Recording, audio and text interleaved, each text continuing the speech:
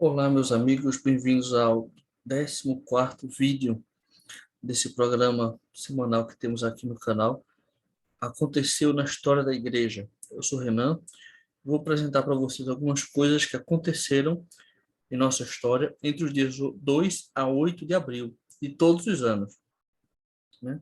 Esse vídeo aqui tem uma quantidade muito grande de informação, porque inclui o dia 6 de abril e períodos de conferência geral, onde são feitos muitos anúncios, né? A igreja comemora muitas coisas, então tenha um pouquinho de paciência, porque é muita informação. Eu vou tentar ser breve, não vou poder, infelizmente, comentar muito, senão passaria uma hora aqui.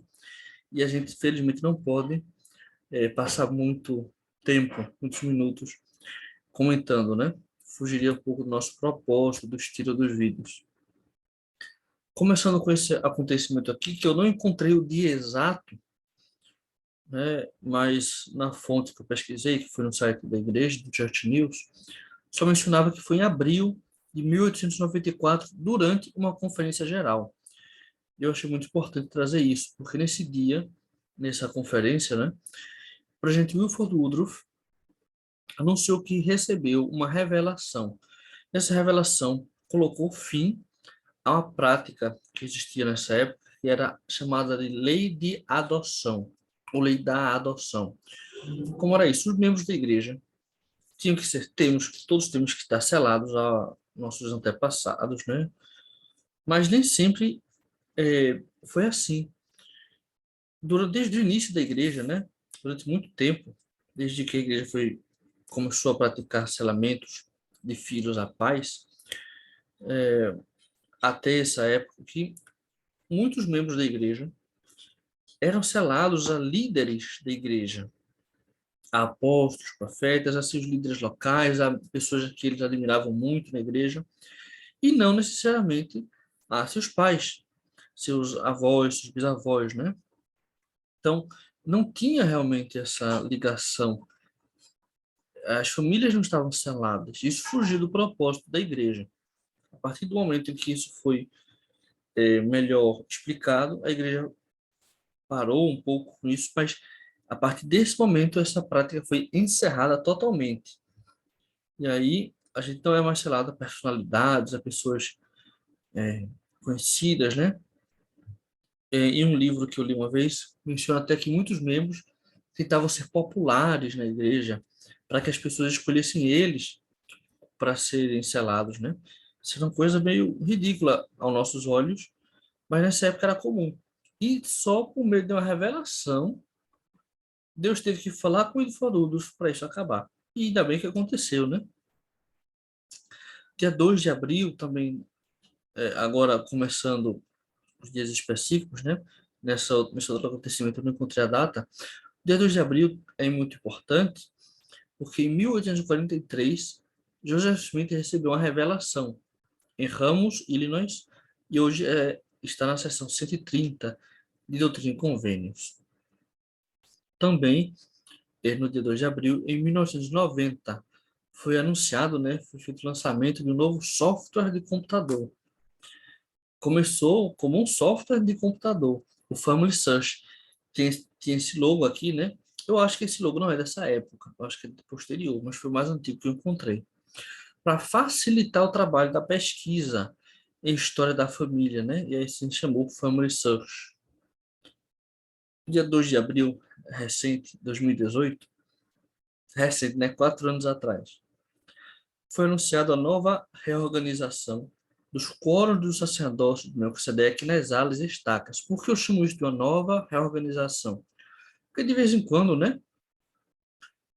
A primeira presidência desses quóruns anunciam outras mudanças nos quóruns, né, na organização desses quóruns, né? Por exemplo, para vocês terem ideia, somente no final do período de Brigham Young como presidente da igreja, os quóruns do sacerdócio passaram a estar associados a bispos e presidentes de estaca, quórum de eldres, quórum de sumos sacerdotes, quórum de diáconos, de mestres, de sacerdotes, né? Passaram a estar vinculados às alas e estacas, presididos, né, dentro da estrutura do sacerdócio de Melquisedeque e Arônico, pelo bispo presidente da estaca. E os quórum de 70, que existia muito na época, não tinha nada a ver com isso. Eram organizados por membros que vinham de qualquer região, né? Contanto que formasse um número X lá de membros. A cada 70 membros formava um novo quórum, né? Tinha as listas, né? Tudo isso. Também teve época que tinha um quórum de eldres na estaca, um quórum de 70 na estaca e um quórum de sumos sacerdotes na estaca. Da mesma forma, tinha um quórum de diáconos na ala, um quórum de mestres na ala e um quórum de sacerdotes na ala, né? Enfim, de vez em quando mudam. Nos anos 80, né, quando acabou essa prática de ter quórums e unidades de 70 nas estacas, houve uma reorganização que só foi mudada agora, né? Qual foi essa mudança? Até essa data, toda estaca tinha um quórum de sumos sacerdotes e toda ala tinha um quórum de élderes e um grupo, uma divisão desse quórum de sumos sacerdotes da estaca funcionava a nível de ala. Agora não existe mais isso, era o único quórum que era dividido em grupos separados, né? Hoje não tem mais isso. O quórum de sumos sacerdotes continua a existir a nível de estaca, só que com um número menor de membros. Por quê? Porque não pode deixar de existir, né? Formado pela presidência da estaca, os sumo conselheiros da estaca, o patriarca da estaca e os bispos e conselheiros de bispos. Só esses homens. Todos os demais, mesmo que sejam sumos sacerdotes ordenados, são membros do quórum de élderes. O quórum de élderes é formado por todos os portadores do sacerdócio do Melquisedeque na ala, que não são nem membros do quórum dos sumos sacerdotes, nem do quórum de 70, nem do quórum dos 12, nem da primeira presidência. Tirando esses irmãos, todo o resto é do quórum de élderes. Essa foi a mudança.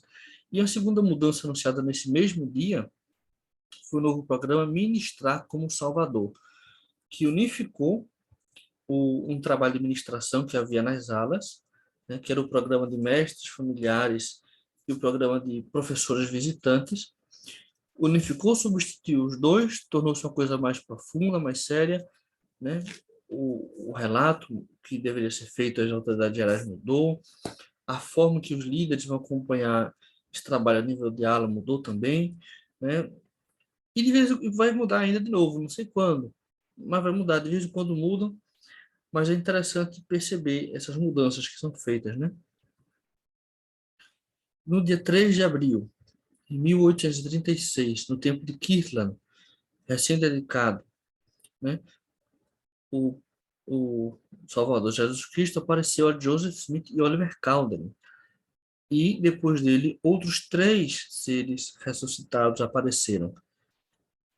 Quem eram? Moisés, Elias, que esse Elias aqui não é Elias o profeta, né? Que também apareceu depois, mas este Elias é Gabriel, o Noé.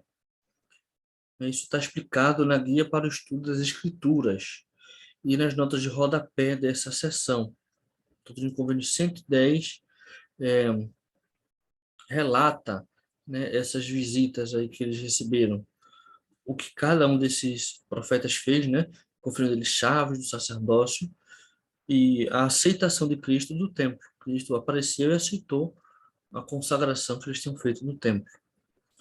Também no dia 3 de abril, mas de 1976, foram acrescentadas duas revelações à Pérola de Grande Valor. Essas revelações não estão mais na Pérola de Grande Valor, porque em 81 passaram a fazer parte de Doutrina e Convênios, e hoje são as seções 137 e 138 de Doutrina e Convênios. E no ano 2004, foi organizado o sexto quórum dos 70, a partir da divisão do quinto quórum dos 70.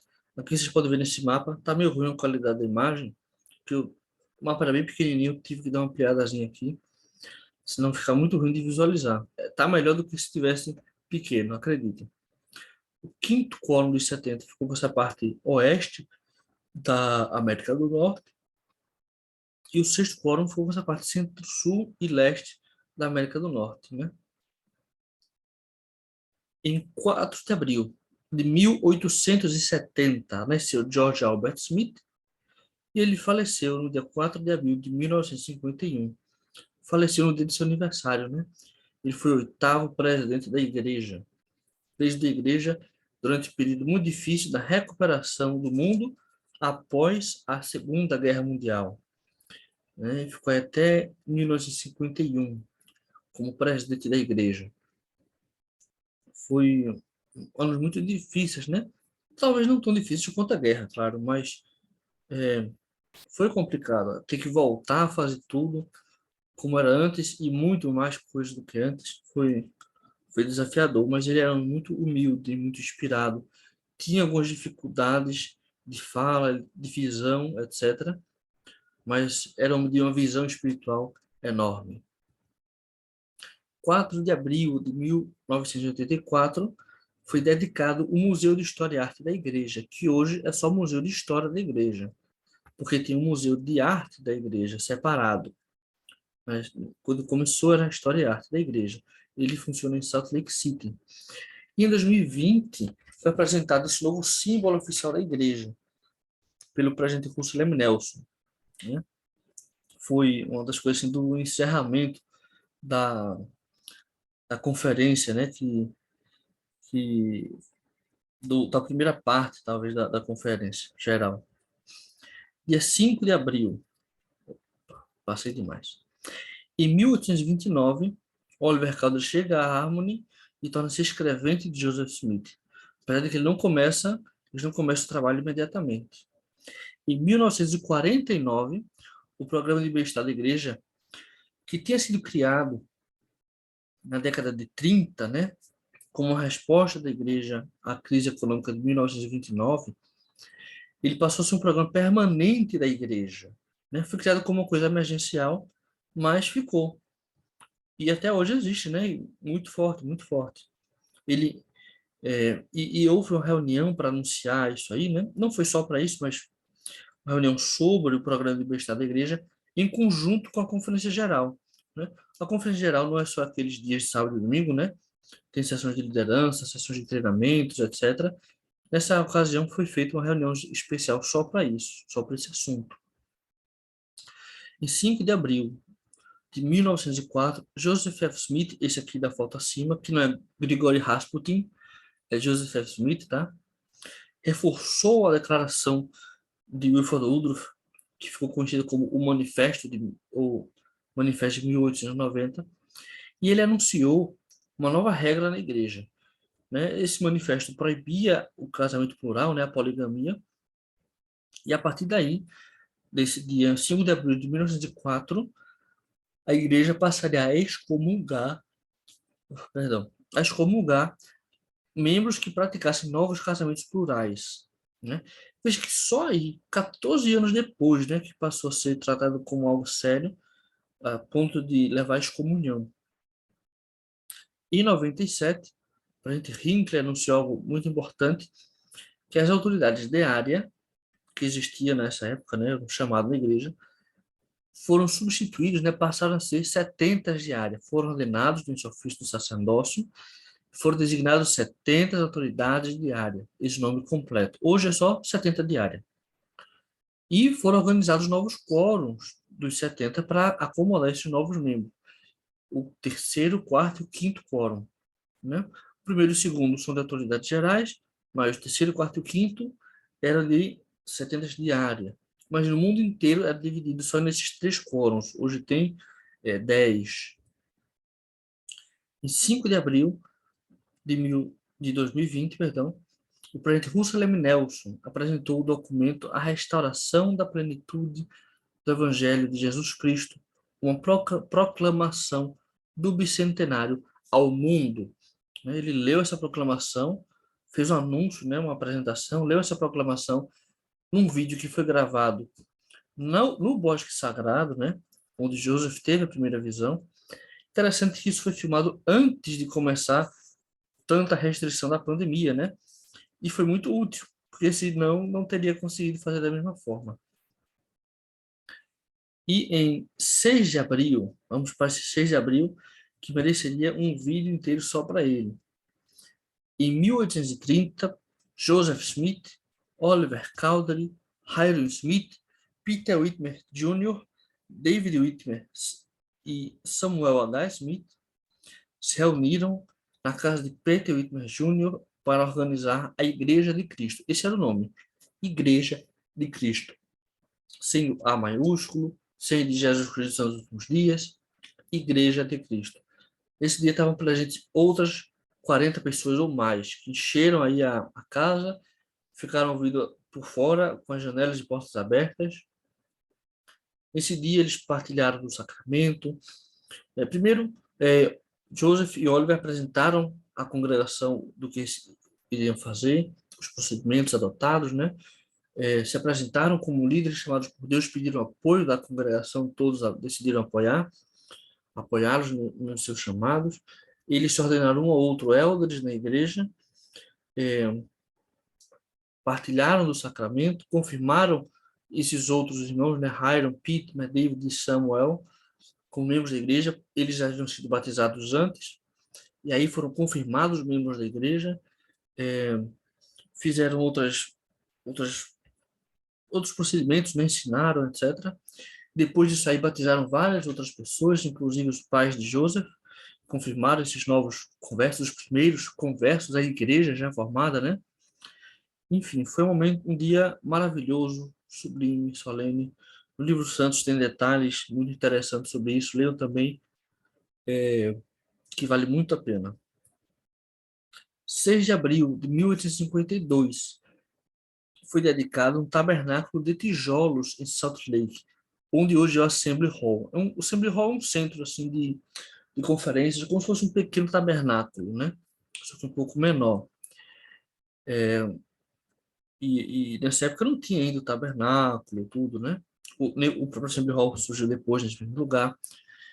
E no ano seguinte, foi assentada a pedra fundamental do templo de Salt Lake. Eu não encontrei uma imagem dessa ocasião.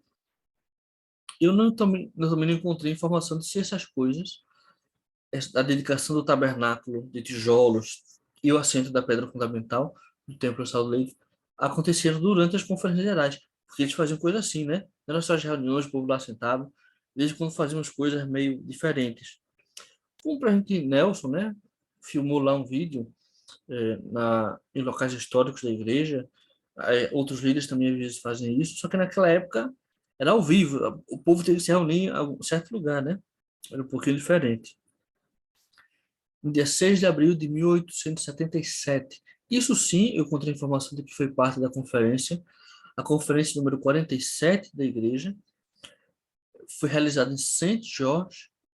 Saint George tem esse nome, essa cidade, em homenagem a George A. Smith, que foi um apóstolo, né, membro da primeira presidência, um grande pioneiro. E eles davam muitos lugares em homenagem às pessoas, nomes dos lugares, né? Imitando um pouco o pessoal do livro de Mormon que fazia isso. E Daniel H. Wells era segundo conselheiro na primeira presidência, ainda era Brigham Young, o presidente da igreja. Ele dedicou seu livro St. George, que foi o primeiro templo a ser dedicado que ainda funciona. É o templo mais antigo dessa dispensação ainda em funcionamento. Apesar de ele estar fechado para reforma, vai ser rededicado mais para frente, mas ele não foi destruído, abandonado, como Kirtland e Nauvoo, né? No dia 6 de abril agora de 1860, foi feita uma conferência especial, né? A conferência geral foi diferente, bem diferente. Inclusive, foi feito tanta coisa para comemorar o primeiro jubileu, né? Os primeiros 50 anos, que a celebração na conferência geral nem pareceu tão importante.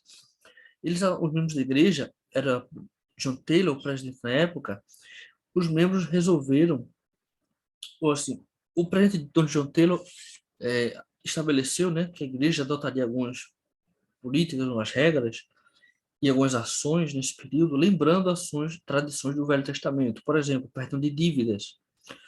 Muitos membros tinham dívidas com o Fundo Perpétuo de Imigração, né? Foram perdoadas, não sei se todas, mas pelo menos uma boa parte dessas dívidas. E a igreja incentivou os membros a perdoarem também os seus devedores. Perdoar mesmo a dívida, não dar o desconto, não. Acabou, você não deve mais nada a mim. Foram feitas várias festas, várias celebrações, nível geral, destaca de ala, teve assembleia solene e tudo. Em 1889, foi feita a primeira reunião geral da Sociedade de Socorro no Assembly Hall, que já tinha sido construído, né? Em outro vídeo, algumas semanas atrás, eu falei da dedicação do Assembly Hall. E até hoje a gente tem com reuniões assim das mulheres, né? Reunião, teve por muitos anos reunião geral da Sociedade de Socorro, também reunião geral das mulheres, que vai acontecer de novo hoje. Assistam, por favor, hoje à noite na conferência geral, enfim. É uma história interessantíssima que começou aí, nessa primeira reunião geral, 1889. Dia 6 de abril de 1893, 40 anos depois de que começou a construção do Templo de Salt Lake, o presidente Wilford Woodruff foi lá e dedicou o Templo de Salt Lake, né? E inclusive a conferência geral foi feita como engraçado, as coisas às vezes eram feitas como parte da conferência geral. Dessa vez foi a conferência geral que foi feita como parte da dedicação, né? Porque começou no dia 6 de abril, mas até o dia 24 de abril o presidente Wilford Woodruff realizou sessões dedicatórias. Foi um total de 31 sessões para que tudo isso, para que a maior quantidade possível de membros da igreja pudesse estar presente. Então, não só o pessoal lá de Utah, Salt Lake, de cidades ao redor, mas membros da igreja que estavam espalhados ao redor da América do Norte, Europa, foram convidados a participar dessas sessões dedicatórias. Então, foi o povo do Havaí, do Canadá, as colônias no norte do México, enfim. Praticamente todos tiveram oportunidade. Não, não todos foram, mas foi feito um esforço para que todos pudessem ir, né? Não ficou, para não ficar ninguém de fora. E foi uma coisa grandiosa, não tinha como transmitir ao vivo, né? Então, é um povo que tem que viajar para lá. 6 de abril de 1930, primeiros 100 anos da igreja foram comemorados. Foi feita uma assembleia solene, a igreja preparou uma, uma série de comemorações, né? Além da conferência e da assembleia solene, a igreja fez iluminações especiais nos templos, nos jardins dos templos. E foram feitas também várias festas, como 50 anos antes, na época de John Taylor. Na época era o presidente Herbert Grant, esse daqui da imagem acima.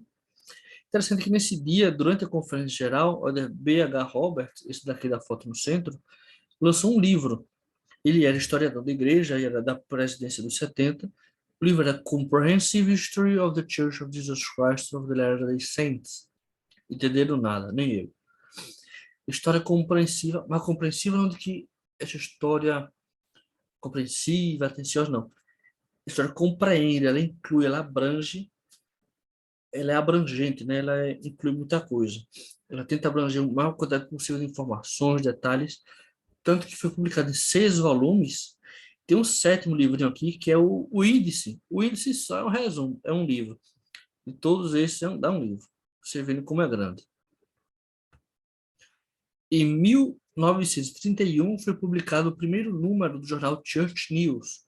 Era publicado pela editora Deseret, né? É Deseret News, que publica o jornal até hoje. E o Church News, o jornal oficial da igreja, né? Hoje em dia eu não sei se ele tem papel mais, mas ele tem na internet. Inclusive tem agora em português. Se vocês por acaso não conhecem em português esse site, entrem. É muito bom. Agora as notícias da igreja chegam realmente na hora para a gente. Até outro tempo, até surgir isso aí em português, a gente tem que esperar a boa vontade do pessoal que trabalha na área para traduzir em português, ou esperar o blog Mais Fé traduzir. E era até meio ridículo, porque o povo do Mais Fé é voluntário, não ganha dinheiro para isso, e traduziam antes do que o pessoal que trabalha para a igreja, que ganha salário pago pelo nosso dízimo para traduzir. E às vezes traduziam com semanas de atraso. Eu já vi coisa, inclusive, anunciando que ia acontecer tal evento na igreja, e a publicação no site da área só foi sair 6 dias depois que o negócio já tinha acontecido. Ainda bem que acabou isso com o Church News, né? O Church News também está no Facebook, no Instagram, e outros canais também. Tem um aplicativo dele. Enfim, é uma bênção enorme a gente ter isso aí. E 1933 foi chamado de Reuben Clark Jr. Faltou o Júnior aí escrever. O J é de Joshua, né? Para diferenciar um pouquinho do pai, abreviaram o J. Ele foi chamado como membro da primeira presidência. Ele estava morando no México ele era embaixador dos Estados Unidos no México, certo? Ele foi um grande advogado, um grande professor de direito, né? Ele foi militar. Eu não me lembro agora qual foi a guerra que ele serviu, não sei se foi na guerra cubano-espanhola ou qual foi, mas ele lutou em uma guerra, ou se foi na Primeira Guerra Mundial, não lembro. Ele foi diplomata, né? Ele chegou a ser é, a segunda pessoa mais importante na Secretaria de Estado dos Estados Unidos, né? Que é o Ministério das Relações Exteriores deles. E foi embaixador no México.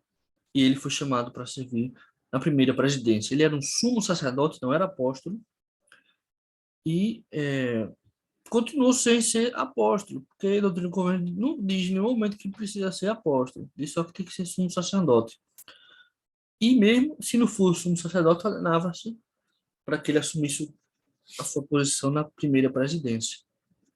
Depois de muito tempo que ele foi ordenado apóstolo, nunca foi membro do coro lá. Assim, foi um pouquinho quando a primeira presidência estava dissolvida, morreu um presidente, mas ele nunca participou, digamos, como membro do quórum, que foi apoiado como membro do quórum, etc. Porque depois ele voltou a ser conselheiro de novo do presidente seguinte. 6 de abril de 1941. A gente está ainda em 1941, ainda falta um pouquinho para chegar agora, para chegar nos dias de hoje. A primeira presidência anunciou um novo cargo na igreja, assistente dos 12, e chamou os primeiros 5 assistentes. São esses irmãos aqui. Infelizmente não está na ordem, mas eu vou apontando aqui com o mouse, acho que dá para. Deixa eu ver se dá para usar outro recurso aqui para, em vez de ser o mouse. Enfim, não estou achando. Mary Romney, esse aqui do centro. Thomas E. McKay, esse aqui no canto esquerdo. Clifford E. Young, esse aqui com a foto colorizada. Alma Stone, esse aqui do canto direito. E Nicholas J. Smith, que eu estou mostrando, né? Centro-direita. Foram os primeiros, passaram 10 anos nesse chamado, até que foram chamados outros. Eles ainda continuaram um pouquinho, né? É interessante que Nicholas J. Smith depois se tornou patriarca presidente da igreja em exercício, no interino. Marilyn J. Romney foi chamado para servir no Coro dos 12, depois da primeira presidência. Né? Outros assistentes dos 12 foram chamados até 1976, tinha se chamado, e incluíram, por exemplo, Robert Hales, né? Mary J. Romney, Mary J. Romney eu mencionei aqui, era outro, Mavis Geston, perdão, confundi, Gordon B. Hinckley, Nathan Eldon Tanner e muitos outros, né? Serviram na primeira presidência, no Coro dos 12, e um foi presidente Hinckley, se tornou presidente da igreja. 6 de abril de 59, do ano 1959, o presidente John McCain fez um discurso na Conferência Geral da Igreja, e nesse discurso ele disse essa frase que ficou famosa e marcante, né? Todo membro é um missionário. Vejam quanto tempo faz, e essa frase foi parte de uma campanha muito grande do presidente David McCain. Foi um presidente diferente de todos os outros, acho que parecido com ele, só Gordon B. Hinckley e Russell M. Nelson, carismático, adaptado à época. Na verdade, acho que só para gente Nelson, e olhe lá. Ele era um progressista, né? Tem muito de progresso, avançar com a tecnologia, leva a igreja para todos os cantinhos do mundo, né? Investiu muito na igreja na América do Sul, no Pacífico, na Europa, para sair um pouco dessa coisa de só americano na cabeça, né?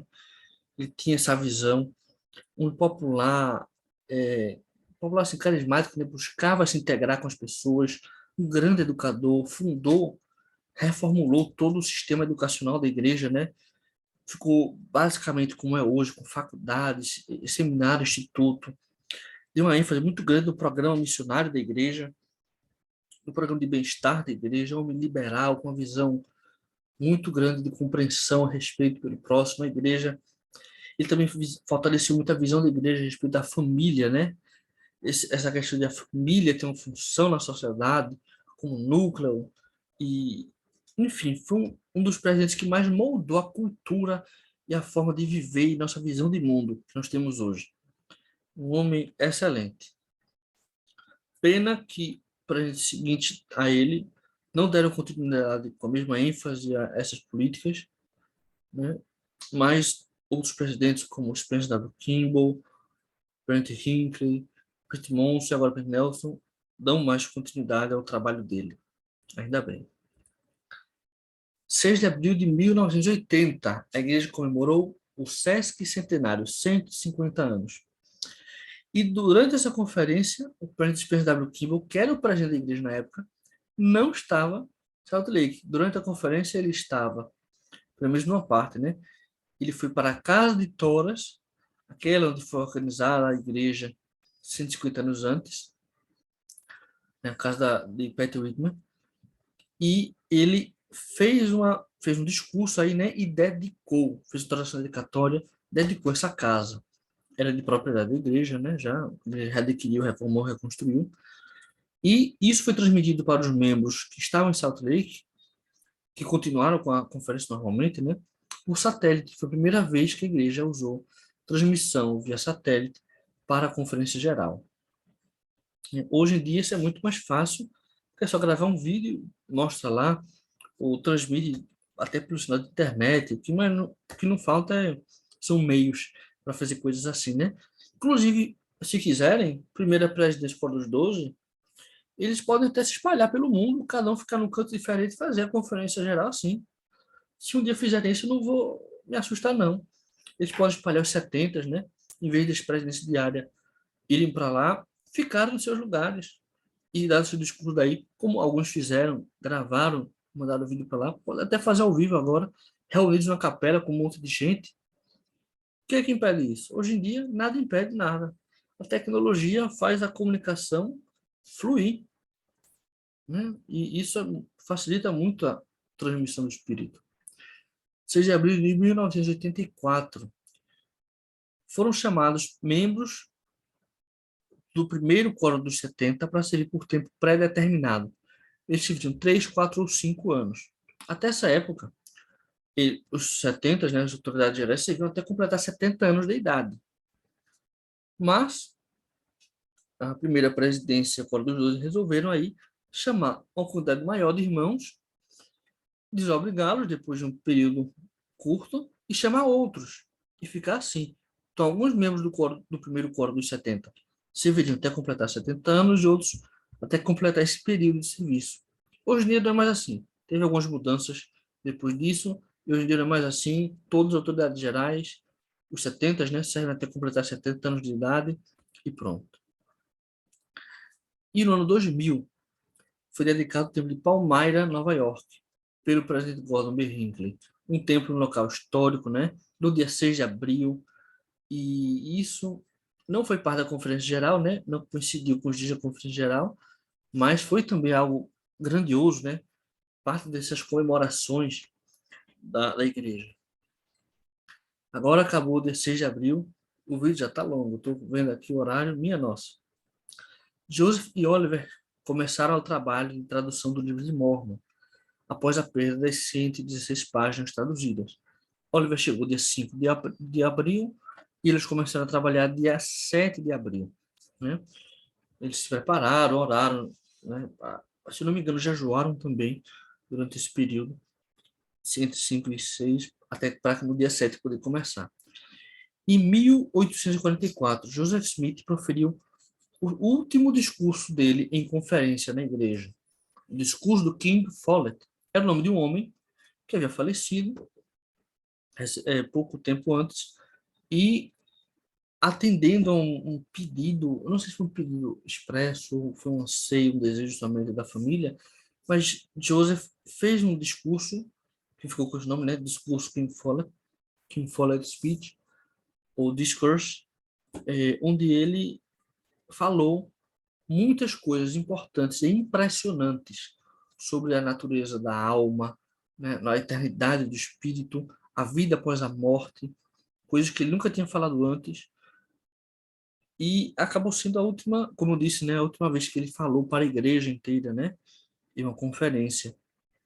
Ele não tinha preparado nada disso, foi de improviso, como ele fazia muitas vezes, mas foi um dos discursos mais bem documentados, porque o povo anotou, palavra por palavra, quase tudo que ele disse, né? Então, e além de testemunhos, relatos de pessoas que depois escreveram, que lembravam suas impressões, etc., né? 7 de abril de 1973, o Departamento de Serviço de Bem-Estar da Igreja foi criado, né, unindo o programa de bem-estar, como eu mencionei antes, com outros programas da igreja de auxílio humanitário, serviços sociais, serviços médicos, que a igreja administrava hospitais, etc. Tudo se concentrou nesse departamento de serviços de bem-estar. Em 1984, Russell Nelson foi ordenado apóstolo, também ele é Oaks, né? Mas eu não tive tempo, na verdade, porque era muita coisa aqui, de procurar se foi no dia 7 de abril. Eu lembro que eles foram apoiados na mesma conferência, mas eles foram ordenados no mesmo dia. E em 1996, o presidente Gordon B. Hinckley, 15º presidente da igreja, foi entrevistado por Mike Wallace em um programa muito popular de entrevistas, né, nos Estados Unidos. Eu não sei falar os números em inglês, me perdoem.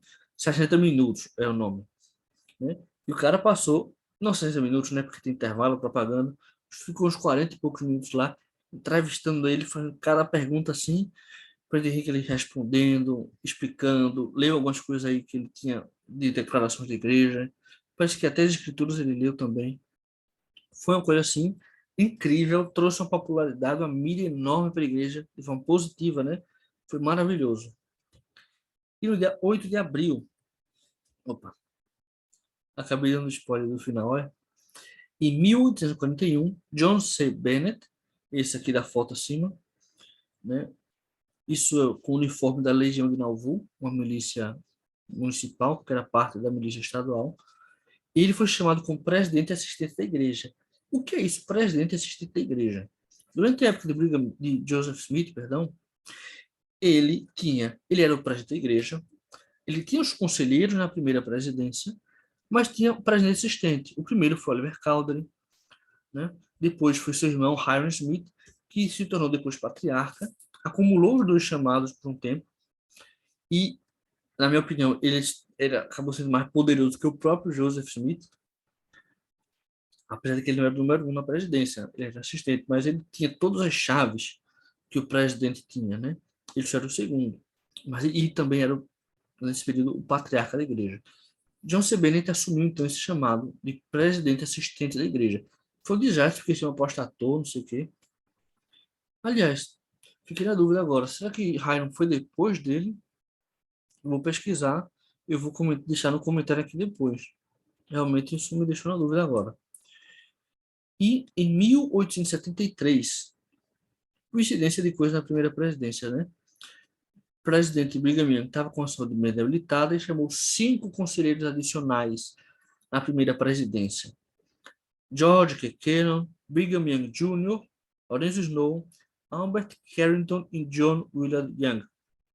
Vocês veem que aqui tem um mais, né? Joseph F. Smith, mas ele já era conselheiro adicional na primeira presidência. George A. Smith era o primeiro conselheiro, Daniel H. Wells era o segundo conselheiro, e tinha 6 conselheiros adicionais. Não era segundo, quarto, quinto, não. Era conselheiros, né? Sim, uma ordem. A primeira presidência são 3, os outros são extras.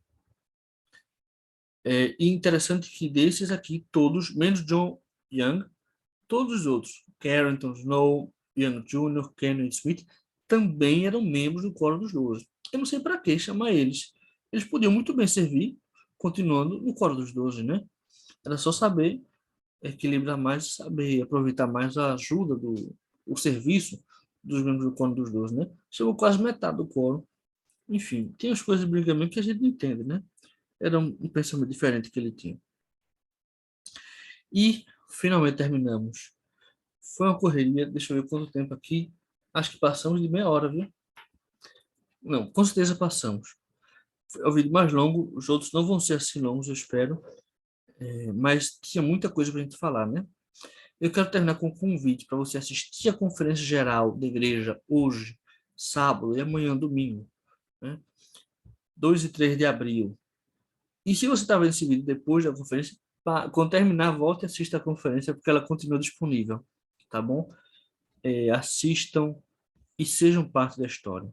Testemunhem esses momentos históricos de anúncios, de mudanças, de transformações, de preparação, tá bem? Deixo com vocês meu abraço, boa conferência e até a semana que vem.